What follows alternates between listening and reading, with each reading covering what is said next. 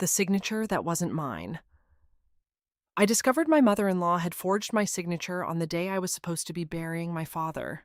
I was standing in the rain outside the funeral home, still wearing the black dress I'd put on at 5 in the morning, when my phone rang and a stranger's voice told me that I had apparently agreed, in writing, to sell the house I'd lived in for 11 years.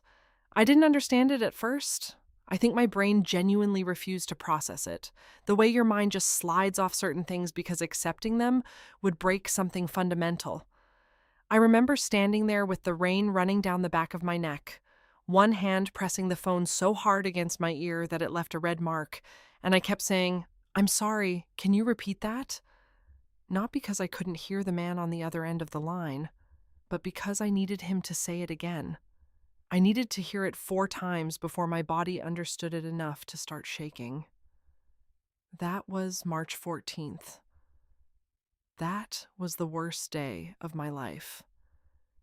And I had genuinely believed when I woke up that morning that the worst had already happened 3 days before. When my father took his last breath in a hospital bed with the television still on in the corner of the room, showing a game show nobody was watching. But I'm getting ahead of myself. I always do that when I talk about Dolores. You have to understand who Dolores Marchetti was before you can understand any of what she did. Because if I just tell you the story in order, if I just say my mother-in-law forged my name on legal documents and tried to steal my home, it sounds like a simple crime. And what Dolores did was many things, but it was never simple. It was the product of 12 years of groundwork, 12 years of patience, 12 years of quietly, methodically deciding that I was an obstacle in her own personal story, rather than a human being with my own life. I met her son, Marco, in the fall of 2009. I was 26 years old and working as a medical billing coordinator for an orthopedic practice in Columbus, Ohio. I was good at my job, precise, detail-oriented, the kind of person who notices when something is 2 cents off on a spreadsheet and can't sleep until she finds the discrepancy. Marco was a contractor who came to fix the water damage in the office ceiling, and he had this laugh that I heard from 3 rooms away and thought, without even seeing him, whoever that is, I want to be around them.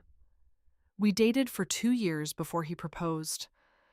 I knew from the beginning that his mother was a presence in his life the way weather is a presence, constantly shaping everything, impossible to ignore. Marco had grown up in a house where Dolores was the center of gravity. His father, a quiet, thin-shouldered man named Vincent, who collected model trains and seemed perpetually surprised that he existed in the same world as his wife, had died of a heart attack when Marco was 19. Since then, Dolores had reorganized her identity entirely around her son. She called him every day, sometimes twice. She kept a framed photo of him as a 10-year-old on her nightstand, right next to a framed photo of him at his high school graduation. And she referred to both of those boys and the 32-year-old man I was engaged to as if they were all the same person she was still raising. When Marco told her we were engaged, Dolores smiled the smile of a woman who had been preparing for war and was pleased to finally have a direction to aim. She was never openly cruel to me. That's the thing that made it so hard to navigate and so hard to explain to Marco when I tried.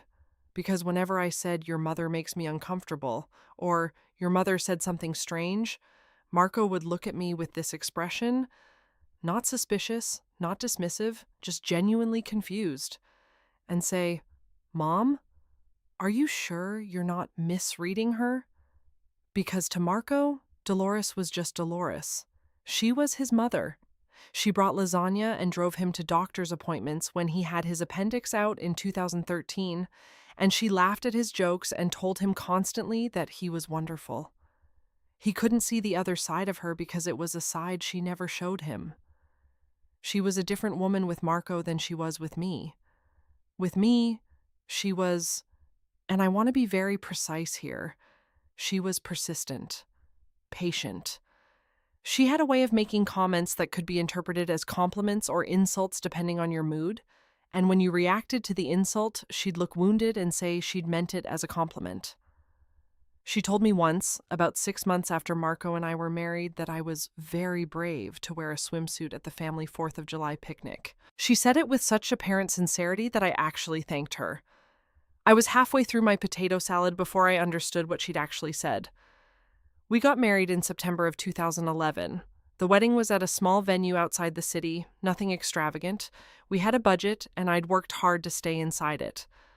Dolores had opinions about every single element: the flowers, the catering, my dress, which she described as very fashion forward, which I still don't know the meaning of in her context. She lobbied hard to have the ceremony at her church, which was 40 minutes from where any of our friends lived, and when I held my ground on the venue, she attended the wedding with the precise facial expression of a woman who is being incredibly gracious about something she finds deeply wrong. The house came up in 2012, about 8 months after the wedding. Marco and I had been renting a 2-bedroom apartment that was fine but small, and we'd been talking vaguely about buying something, nothing urgent. We had student loans, my car needed work, we were figuring things out, but Marco mentioned to his mother, in passing, he told me later, just conversation, that we were thinking about eventually looking at houses. And Dolores came back to us 3 days later with a fully formed proposal. Her sister, Aunt Carmela, owned a house in a neighborhood called Birchfield Crossing. Not glamorous, but solid.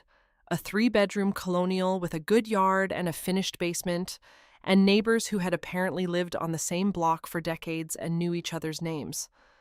Carmela was moving to Arizona for her health and needed to sell quickly. Dolores proposed that we buy the house at a price that was, she said, family-friendly. Below market. A favor. I remember sitting at the kitchen table of our apartment while Marco spread out the information Dolores had printed. Actual printed sheets from some real estate website with her handwritten notes in the margins, and feeling two things simultaneously. The first was genuine excitement, because the house sounded wonderful and the price was actually reasonable. The second was a quiet, instinctive unease that I couldn't locate or name, the kind of feeling you get when you think you've heard a strange sound in the house but you don't know where it came from. I said yes. Of course I said yes. Marco was excited, the house was good, the opportunity was real. We bought it in June of 2012, and we moved in on a sweltering Saturday with the help of 3 friends and Marco's cousin Denny, who spent most of the time sitting in his truck with the AC on, but at least drove the larger pieces in the bed. What I didn't know, what nobody told me, and what I only discovered years later, was that Aunt Carmela and Dolores had a standing agreement. Not legal, not written down anywhere I could find, but an understanding between them that had apparently preceded our involvement entirely. The understanding was this.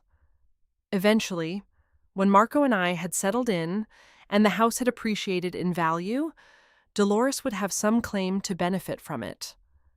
In her mind, because she had made the introduction, because she had facilitated the purchase, because the house had been in the family to begin with, she believed she had a stake.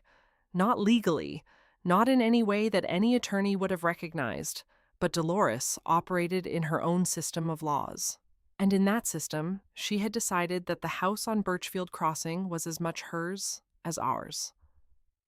We lived well there for years. I planted a kitchen garden in the backyard that I was genuinely proud of. Tomatoes and basil and 2 kinds of squash that went wild by August and produced more than we could possibly eat. So I'd bring bags of zucchini to the neighbors, and they'd accept them with the particular polite exhaustion of people who'd been gifted zucchini before. Marco built a deck in the summer of 2015 with help from his friend Paul, and we put string lights on it and ate dinner out there almost every night until October. I repainted the kitchen twice. The first time I chose a pale yellow that looked gorgeous in the paint chip, and made the whole room feel like the inside of a submarine once it was on the walls. And the second time I went with a soft white that finally felt right. We were happy. I want to say that clearly. Whatever came after, we were genuinely happy in that house, and I don't want to rewrite the past into something that was always miserable just because of how it ended. Marco was funny and warm and present. He coached Little League for 3 years, even though we didn't have kids ourselves because his nephew was on the team and the regular coach kept canceling. He remembered that I hated cilantro and always checked menus before suggesting restaurants. He was a good man in most of the ways that matter. The trouble was the one way that didn't work. He could not see his mother clearly. He never could. And because he loved her, and because I loved him, I spent a long time trying to find a way to live inside that blind spot rather than challenge it. I managed the relationship with Dolores the way you manage a chronic condition. Carefully, with attention to triggers, trying to minimize flare-ups, while understanding that you'll never fully cure the underlying problem. By 2019, though, the flare-ups were getting worse. Dolores had retired from her administrative job at a dental office and had, consequently, much more time to devote to Marco. She started dropping by the house without calling first. She had strong opinions about how Marco was eating, how he was sleeping, whether the work he was taking on was too physically demanding for a man in his 40s. She began showing up on Saturday mornings, the one morning Marco and I had collectively protected for ourselves, and I would come downstairs in my pajamas to find her sitting at our kitchen table drinking coffee she'd made in my coffee pot, talking to Marco about something I'd apparently missed the beginning of. I brought it up to Marco gently at first, then with more directness as the months went on.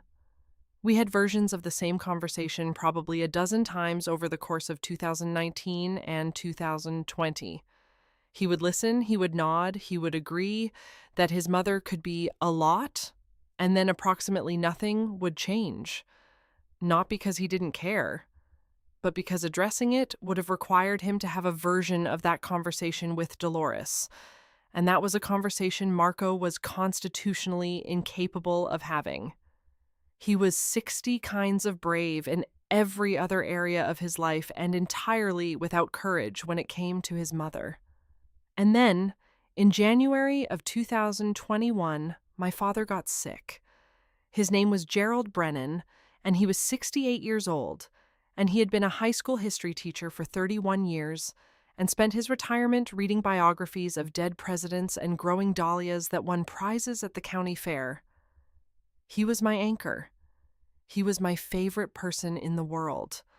He called me every Sunday evening, always at 7 o'clock, and we would talk for anywhere from 40 minutes to 2 hours, depending on what had been happening, and he always ended the call the same way. "All right, sweetheart, I'll let you go. Love you to pieces." Every single Sunday, for as long as I could remember. The diagnosis was pancreatic cancer. Fast-moving, the doctors said. We tried to stay optimistic, but the numbers were not optimistic numbers, and by February I had started making the 3-hour drive to my parents' house in Sandusky every weekend, and by March I was going more often than that, and by the time February of the next year arrived, my father was in a hospital bed in the living room of the house he'd lived in for 35 years, and I was spending as much time as I possibly could sitting next to him. Dolores during this period was almost kind to me. Or what passed for kindness with Dolores. She didn't make provocative comments. She didn't appear unannounced. She sent a card for my father that said she was praying for us. I think part of her recognized that this was not the moment for her particular brand of interference, or maybe she was simply occupied with something else. I know now, of course, exactly what she was occupied with. My father died on March 11th, 2022, at 4:47 in the morning, with my mother and me on either side of him. I drove home to Columbus the next day in a state that I can only describe as interior silence. Not grief yet, not fully, just a vast quiet where everything usually was, as if the volume of my interior life had been turned all the way down. Marco was wonderful those first few days. He handled calls, he made arrangements, he sat with me in the evenings when I couldn't sleep, and didn't try to fill the silence with reassurances. I felt, in those days, the best version of our marriage. The funeral was set for March 14th.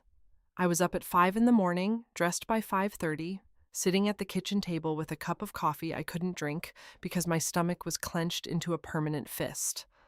Marco was showering. The house was quiet and gray with early light. My phone rang at 6:18 a.m. The man who called introduced himself as Greg Simmons from a firm called Hartwell and Associates. He said he was calling to follow up on the transfer of property at 4412 Birchfield Crossing Road, Columbus, Ohio. That the paperwork had been processed and he wanted to confirm I'd received my copies and was satisfied with the terms of the agreement. I told him I had no idea what he was talking about. There was a pause. Then he said very carefully that he had a signed authorization from me, dated February 22nd, 2022, agreeing to the transfer of my share of the property to Dolores Ann Marchetti in exchange for a sum of money that he named. The sum was less than half the current market value of the house. I sat very still for a long moment, and then I asked him to repeat the date of the signature. February 22nd, 2022. On February 22nd, 2022, I had been in Sandusky, sitting at my dying father's bedside. I had not signed anything. I had not spoken to any attorney. I had not agreed to anything. "That's not my signature," I said. My voice was very calm. I don't know how it was calm. I was not in Columbus on that date. I did not sign anything. And Greg Simmons from Hartwell and Associates went very quiet, and then said he thought perhaps we should schedule an in-person meeting. I hung up the phone and sat in my kitchen in my funeral dress and tried to understand what had just happened to my life. I didn't tell Marco that morning. I know that might sound strange. I know it probably seems like the first thing I should have done, but I sat there in that kitchen, turning it over and over in my mind, and the only conclusion I could arrive at was that his mother had forged my name on legal documents and tried to steal half of my house. And if I told Marco that, standing in our kitchen on the morning of my father's funeral, one of two things would happen. Either he would believe me, which would destroy the mourning entirely, or he wouldn't, which would destroy far more than that. I put the phone in my purse. I went to my father's funeral. I stood in the rain outside St. Michael's Church in Sandusky and shook hands and accepted condolences and listened to a priest talk about a man he'd never met. And the whole time, there was this second, parallel layer of awareness running underneath everything, like a news ticker along the bottom of a television screen. She forged your name. She forged your name. She forged your name. I spent the 3 days after the funeral doing two things simultaneously. The first was grieving my father, which I did privately and with a sustained intensity that I hadn't expected. Not the dramatic television version of grief, but the ordinary, devastating kind, where you reach for the phone on Sunday at 7 o'clock and then remember. And the remembering is a whole new wound every time. The second thing I was doing was gathering information. I'd called Greg Simmons back the morning after the funeral. I told him I wanted everything. Copies of every document, every signature page, every record of correspondence. He hesitated, said there were confidentiality concerns, and I told him very precisely that the signature on those documents was not mine, that I had evidence of my whereabouts on the date in question, and that if he wasn't going to send me copies of everything immediately, I would be calling the police and then a different attorney who would compel him to provide them anyway. He sent the documents by the end of the day. I am, as I said, a medical billing coordinator. I work with documents every day.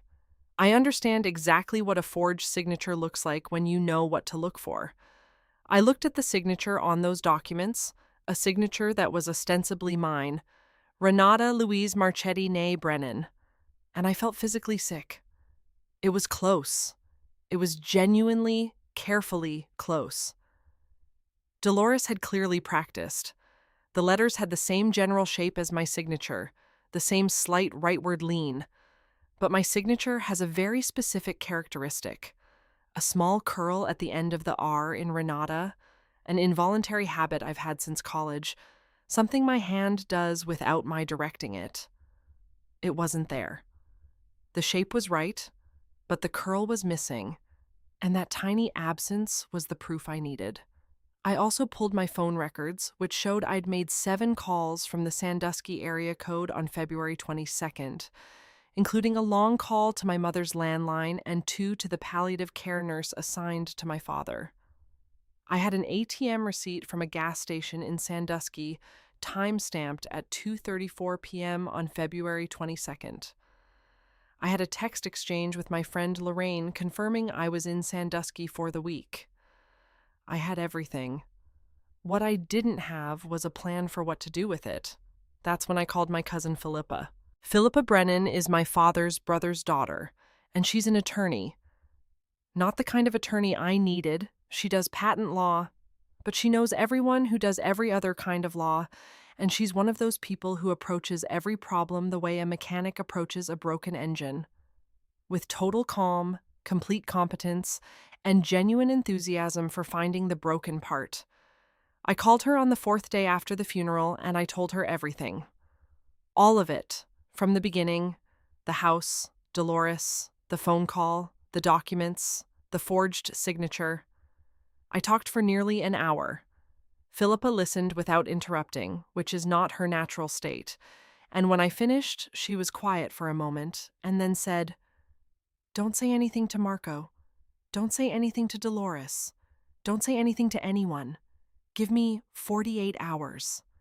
She called back in 36. She had connected me with a woman named Sandra Kowalczyk, who was a real estate attorney and had also handled, in her career, several cases involving document fraud.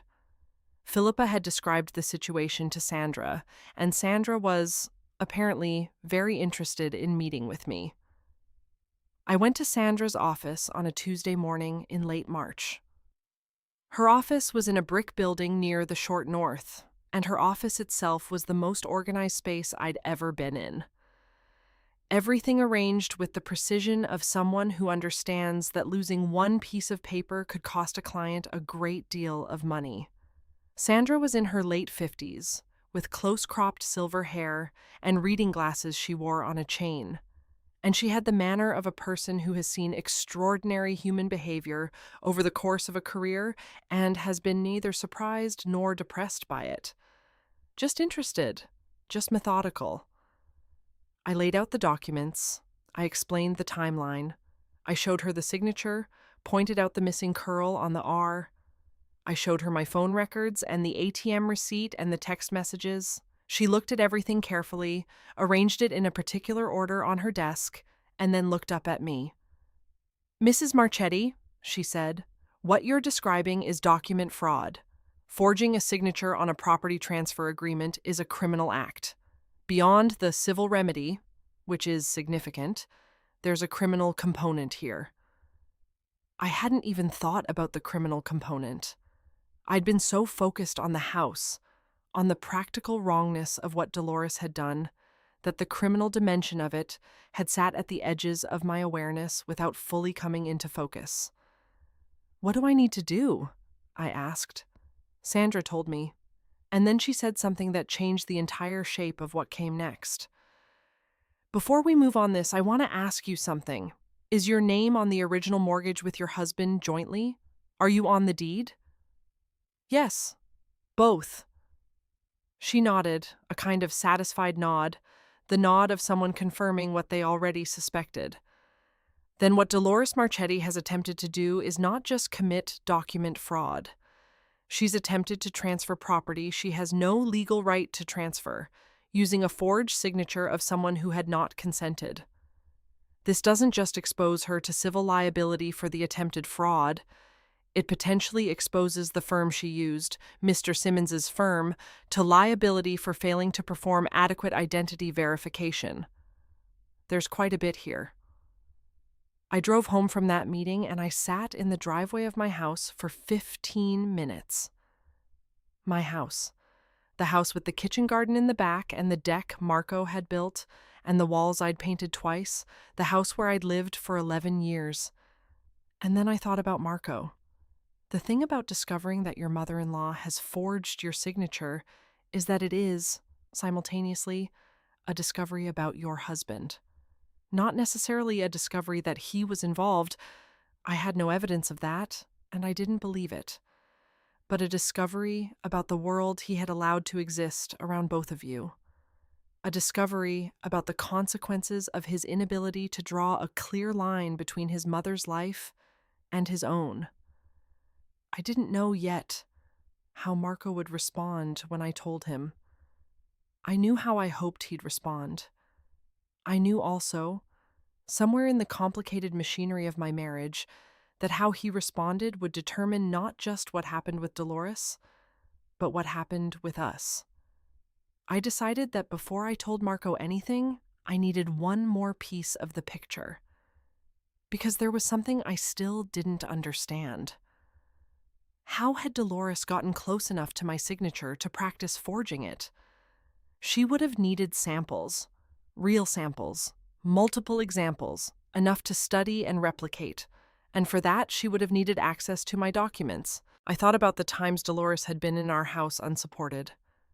The unannounced Saturday visits, the time she'd stopped by to drop something off when neither of us was home. And yes, she had a key. A key I'd advocated for removing twice, and Marco had always found a reason to delay.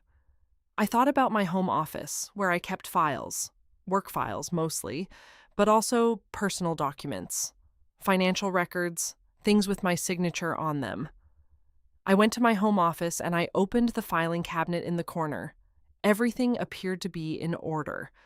But appeared is doing a lot of work in that sentence, because what I actually noticed when I started looking carefully was that the hanging folders were not in quite the same arrangement I kept them in. I'm particular about my filing system: medical, financial, property, miscellaneous, in that order, color-coded by year. The financial and property folders were slightly out of order. Nothing dramatic, but out of order. Like someone had gone through them and put them back approximately right, but not exactly right. I stood there in my home office with the filing cabinet open, and I understood fully what had happened. At some point during one of her unannounced visits, possibly many visits, possibly going back months, Dolores had gone into my home office and gone through my files. She'd found documents with my signature. She'd taken photographs, or copied them, or done whatever a person does when they're preparing to commit forgery, and she'd done it in my own house, while I was in Sandusky watching my father die. That's when I stopped feeling grief and started feeling something colder, harder. Something I'd never really felt before in quite this concentrated form. I was angry. Not the hot, chaotic anger of the immediately betrayed. I was angry the way water is cold. Thoroughly. All the way through. With a stillness at the center of it that was the most frightening thing I'd ever felt in myself. I didn't confront Dolores. Not yet. I called Sandra, and I told her what I suspected about the filing cabinet, and she told me that if I could establish Dolores had accessed those files, through security footage, through any kind of record, it would significantly strengthen the fraud case. That sent me to the one thing I'd never mentioned to Marco. The small indoor camera I'd installed in the corner of the living room facing the front door back in 2020, after there had been a series of car break-ins on our street and I'd gotten anxious about security. Marco knew about it in the vague way that men know about household things their wives have managed. He was aware it existed, had never thought about it past the moment I mentioned installing it. It uploaded to a cloud account, my cloud account, with my email address and my password. I sat down at my laptop and I started going backward through the footage. It took me 3 evenings to find what I was looking for, and when I found it, I sat back in my chair and I pressed both hands over my mouth, because if I hadn't, I might have made a sound I didn't want Marco to hear from the next room. The footage was from February 19th, 3 days before the forged document was signed. At 10:47 in the morning, my front door opened. She had a key, she used it without knocking, and Dolores walked into my house. She walked directly through the living room, down the hallway, and toward the back of the house where my office was. She was in the house for 22 minutes. When she left, she had her phone in her hand. 22 minutes. Enough time to photograph every relevant document in my filing cabinet 5 times over. I watched the footage 3 times. Then I sent the relevant clip to my own email, to Sandra's email, and to a cloud backup service, just to be absolutely certain. Then I sat in the dark for a little while, just breathing, thinking about the woman I'd known for 12 years, the woman who'd brought lasagna to our house and criticized my swimsuit at the 4th of July picnic and called her son every single day. And I thought about the fact that she'd stood in my father's funeral, probably, with that forged document already in process. She had sent us a sympathy card. I'd thanked her for it. That thought, the sympathy card, the forged signature, unlocked something in me that I hadn't known was locked. And I had what I think was the most thorough cry of my adult life, alone in my dark office for about 20 minutes. And then I washed my face and went back to the living room and said to Marco, who was watching television, "We need to talk." He muted the TV. He turned to look at me. He saw my face and immediately sat up straighter. "What's wrong?" he said. And I told him everything. I had prepared for this conversation carefully. I thought about how to structure it, what order to present things in, how to give him enough time with each piece of information before adding the next one. I started with the phone call on the morning of the funeral, described what Greg Simmons had told me. I watched Marco's face as I talked. Watched it cycle through confusion, then disbelief, then a particular expression I'd never seen on him before, a kind of urgent hope that I was mistaken or had misunderstood something. "Renata, that doesn't..." He started twice before I'd finished laying out each piece. Each time I kept going. I showed him the documents. I showed him the signature comparison. I showed him the phone records. I showed him the ATM receipt. And then I showed him the video footage. He watched his mother walk into our house, cross the living room, and disappear toward my office. He watched her come back 22 minutes later with her phone in her hand. The room was completely silent. Marco put both elbows on his knees and his face in his hands. He stayed like that for a long time. Long enough that I stopped counting. The television, still on but muted, threw blue light across the room, and I sat across from my husband and watched him understand something about his mother that had probably been true for his entire life, but that he'd never had to look at directly before. Finally, he lifted his head. His eyes were red. He said, "I'm sorry." Those 2 words, just those 2 words, and somehow they were both enough and completely insufficient, because they didn't fix anything, and they couldn't fix anything, and he knew it. But they were real. I knew they were real. And for a moment, just a moment, I felt the marriage between us, the actual thing, the 11 years of genuine partnership and small kindnesses and the deck with the string lights, and I felt how much I didn't want to lose it.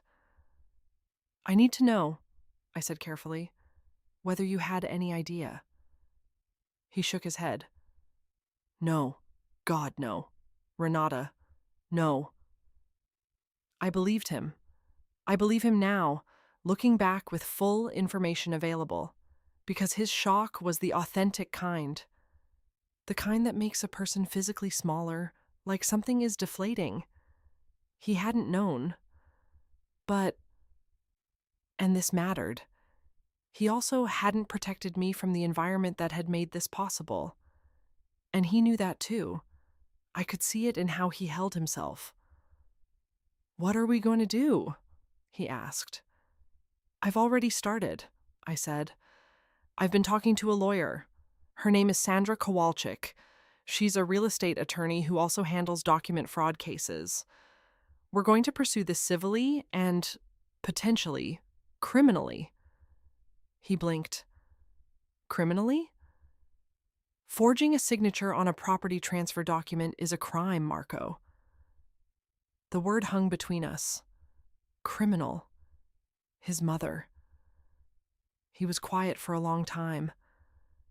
Then he said, "Does it have to be criminal? Can't we just fix the paperwork? Get the transfer reversed?" I had expected this. I had sat with Sandra and I had thought through exactly this moment. Marco asking if we could somehow handle it quietly, make it go away without consequences for Dolores, because he was her son and she was his mother, and some part of him would always, always try to protect her.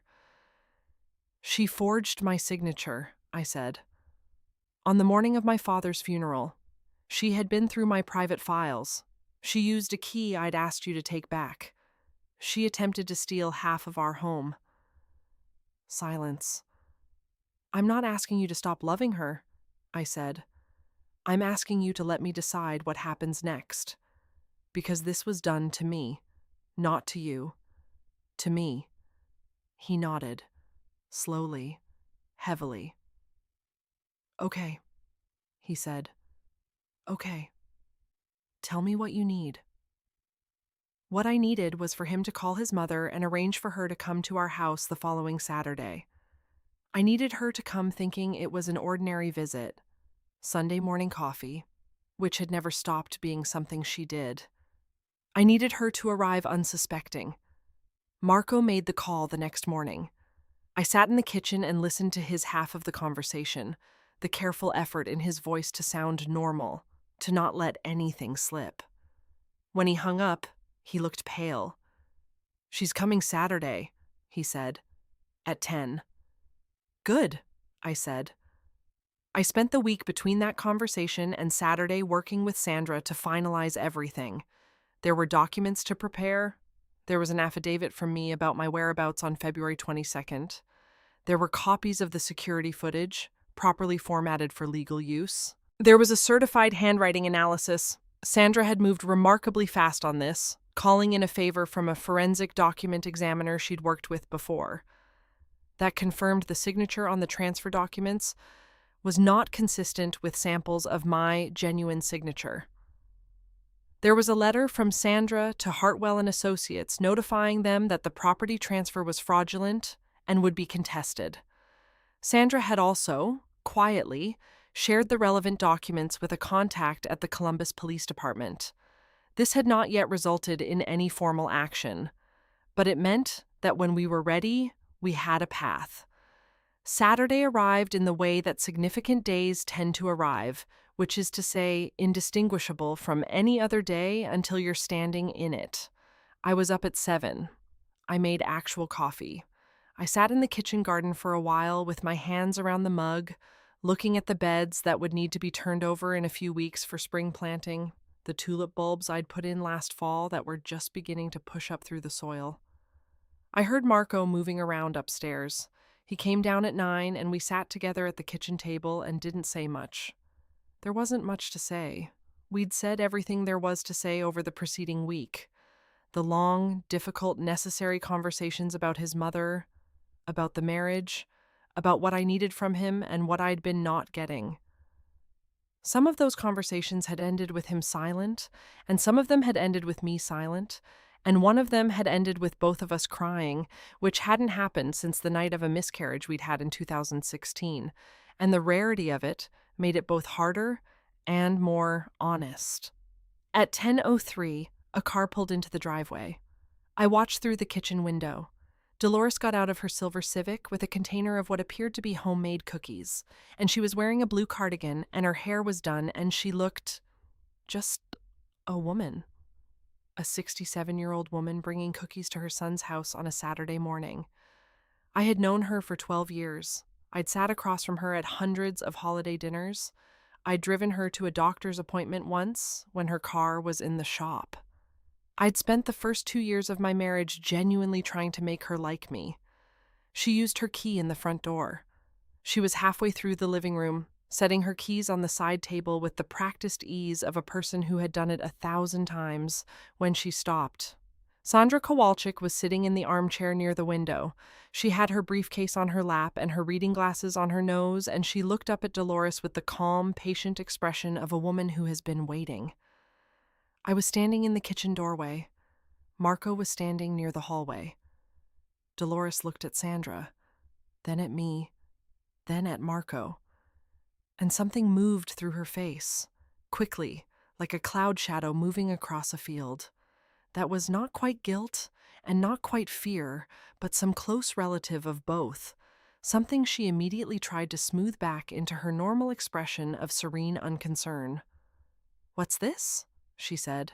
"Sit down, please, Mrs. Marchetti," Sandra said. "I'm sorry?" Dolores looked at her son. "Marco, who is this woman?" "Her name is Sandra Kowalczyk," I said. "She's my attorney. Please, sit down." Dolores didn't sit. She set her cookies down on the coffee table and crossed her arms, and I saw the first flicker of her strategy: to be offended, to be confused, to be the wronged party before anyone had said enough to make that clearly impossible. "Renata, if you have a problem you'd like to discuss, we're family. I don't understand why there's a lawyer in my son's living room." "It's my living room," I said. My voice was very flat. "Sit down." Sandra opened her briefcase and set a series of documents on the coffee table, fanned out with the careful deliberateness of someone making a point about their own thoroughness. "Mrs. Marchetti, these are copies of a property transfer agreement submitted to Hartwell and Associates on February 22nd of this year. This document bears a signature attributed to your daughter-in-law.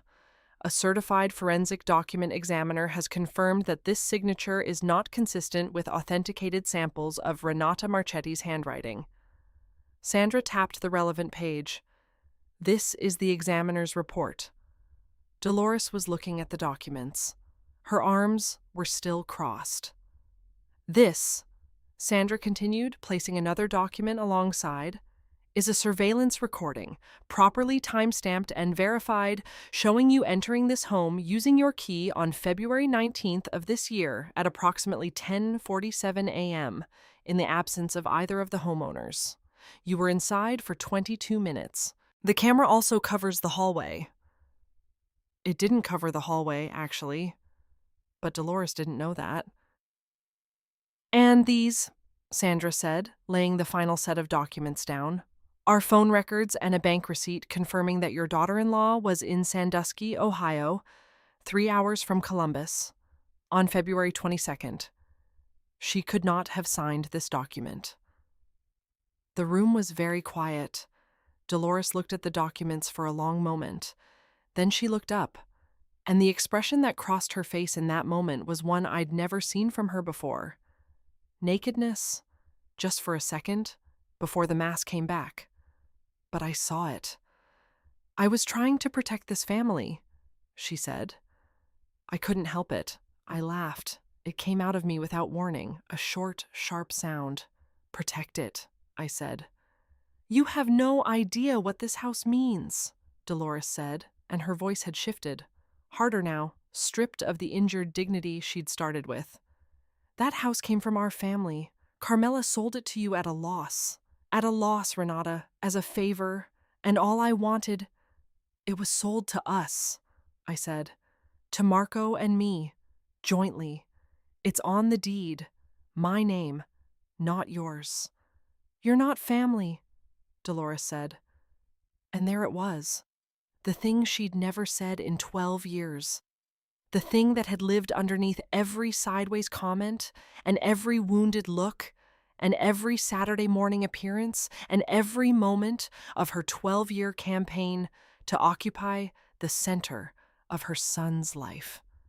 It came out clean and clear and without any of the usual decoration. "You were never what I wanted for him. This house should stay with the family." Marco made a sound. I didn't look at him. "It does stay with the family," Sandra said very calmly. "The transfer has been nullified. We've also notified Hartwell and Associates of the fraudulent documentation, and they are conducting their own review of how this was processed through their firm. Given that Renata has a certified handwriting analysis, surveillance footage, alibi evidence, and a clear timeline of document fraud, she is in an extremely strong legal position. Dolores looked at her son. Marco. He didn't move. He didn't say anything. I had asked him in one of our long conversations for one specific thing, and this was it: to not rescue her in this room, to let this happen. I'm going to need your key back, I said to Dolores. Right now, please. Something collapsed in her then. Not dramatically, not the way it happens in movies, where the villain crumbles and weeps. It was smaller than that, and in some ways more terrible. She just deflated. She reached into her purse, took out the key to our house, and set it on the coffee table. She looked at it for a moment. I did what I thought was right, she said, but it was quiet now, without conviction. That's the saddest thing you've said, I replied, because I believe you. She left without taking the cookies. Dolores faced real consequences. Sandra, true to what she'd outlined, moved forward on both the civil and criminal fronts. The civil action resulted in the property transfer being fully and formally nullified, legally erased as if it had never happened because legally it hadn't. The criminal matter was a longer process, involving a detective I'll call Brenner, who was methodical and thorough and asked me to come in 3 times to walk through the timeline. I did, each time with the same flat, complete, organized account.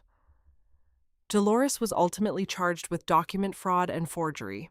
She had an attorney, a good one, it turned out, a family friend from her church who did criminal defense work.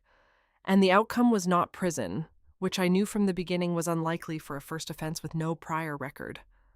What she received was probation, a substantial fine, and a conviction that would live on her record permanently. It was enough. Not because a conviction is the thing I was after, but because it was true.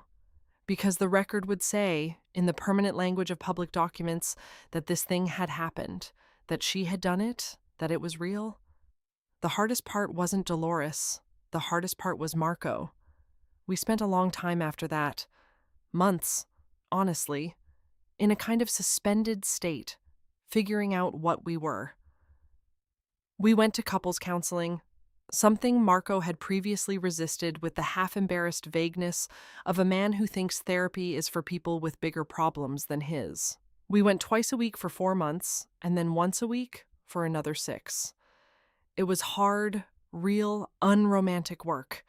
The kind of work that doesn't feel like healing while you're doing it, that only looks like healing from a distance. I won't pretend that I came out of it with no anger at him. I still have some. I think I'll carry some version of it for a long time. The way you carry a healed injury. Not the pain anymore, but the memory of the pain and an awareness in the bone. He let a situation exist in our marriage that allowed his mother to believe she could do what she did. He didn't put that key in her hand, but he never took it back. He knows this. That's what the counseling gave us, more than anything. A shared language for the thing that had gone wrong, and a way to talk about it without that conversation becoming a weapon. I changed the locks myself. I went to the hardware store and bought new locks for the front and back doors, and I watched a tutorial on YouTube, and I installed them in an afternoon. And when I set the new keys on the kitchen counter and Marco picked one up without me having to offer it, I didn't say anything. It was enough. I planted the kitchen garden that spring with more care than I ever had before. I put in heirloom tomatoes and climbing beans and a kind of squash I'd never tried before, and the basil I planted from seed, a pinch of seeds the size of specks of dust, and I watched them come up in the south-facing window above the kitchen sink, these tiny, thread-like green things insisting on being alive. My father would have loved that spring garden. He grew flowers, not vegetables. His specialty was dahlias, which require attention and patience and a tolerance for things that take a long time to bloom. He used to say that the best things are always on a long timeline. You plant them and you don't see anything for months, and you start to wonder if you've wasted your effort. And then one day you go out in the morning and there it is. I think about that a lot now. I thought I'd lost things that spring: peace, trust, a certain innocence about the safety of my own home. And I had. But what I found on the other side of it all was something I hadn't expected: a clearer sense of what I was made of. I had gathered evidence while grieving. I had built a legal case while crying for my father. I had sat across from a woman who'd spent 12 years deciding I wasn't worth respecting, and I had not screamed, had not broken, had not done anything but show her exactly what I had found and exactly what I intended to do about it. I had handled it. All of it. That's not a small thing to discover about yourself at 38 years old. Marco's relationship with Dolores changed in ways I couldn't have predicted and didn't engineer. She withdrew from him, I think in shame, in a kind of retreat that was probably the closest thing to remorse she was capable of. And he, for the first time in his life, did not chase her withdrawal. He let there be space. He still called her, I think, occasionally. He was still her son. But the daily calls stopped, and the unannounced visits stopped, and the particular gravity she'd exerted on his life lost some of its pull. She sent me a letter, eventually, about 8 months after the confrontation. A handwritten letter on her personal stationery. She had personal stationery, of course she did, with her name on it and a small decorative border of ivy. The letter was 3 paragraphs long. The first paragraph said she had been wrong.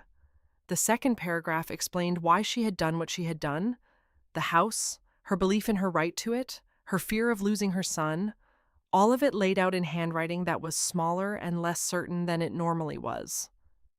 The third paragraph contained a kind of apology that was more acknowledgement than contrition, more "I recognize I caused harm" than "I am genuinely sorry," but was, I thought, probably the most honest thing Dolores Marchetti had ever said to me. I read the letter twice. I didn't respond, not out of cruelty. I thought about responding, thought about it for several days. But I realized, sitting with it, that there was nothing I needed to say. She knew what she'd done. She knew what had come of it. The silence from me was not punishment. It was just the truth, that we didn't have the kind of relationship in which I would be writing back. I kept the letter in my filing cabinet. Property. Miscellaneous. My father's dahlias were the most extraordinary things I'd ever seen in my life. My mother mailed me some of his bulbs that spring, packed carefully in a box with the variety names written on small paper tags in his handwriting, the handwriting I'd grown up looking at on grocery lists and birthday cards, the handwriting that was uniquely his and nobody else's. I planted them in this back corner of the garden where they'd get afternoon sun, and I waited the way he'd taught me to wait. And in late summer they came up, enormous, flamboyant, completely extravagant things, purple and deep orange and a bicolor pink and yellow that I'd never seen before, pushing upward in a way that felt like stubbornness and joy simultaneously. I took a photograph of them, and I put it as the background on my phone. The house on Birchfield Crossing is mine, is ours. The deed says so, has always says so in the permanent, indifferent language of legal documents that can't be easily undone when someone decides you were never quite family enough to deserve what you've built. I've lived there for 13 years now. My kitchen garden is in its 13th season. The deck Marco built still has the string lights on it, which we replace as they burn out, which is a kind of maintenance I find I don't mind at all. Going out in the evening and finding the dead bulbs and replacing them so that the light continues one at a time, careful and steady. My father used to say, trust the long timeline. You plant the thing and you wait, and you don't always know what you're going to get, but you keep tending it, and eventually you find out. He was right. He was almost always right. I just wish he'd gotten more time to be right in person. I still reach for my phone on Sunday evenings at 7 o'clock. I'm learning, slowly, not to be surprised by Anne.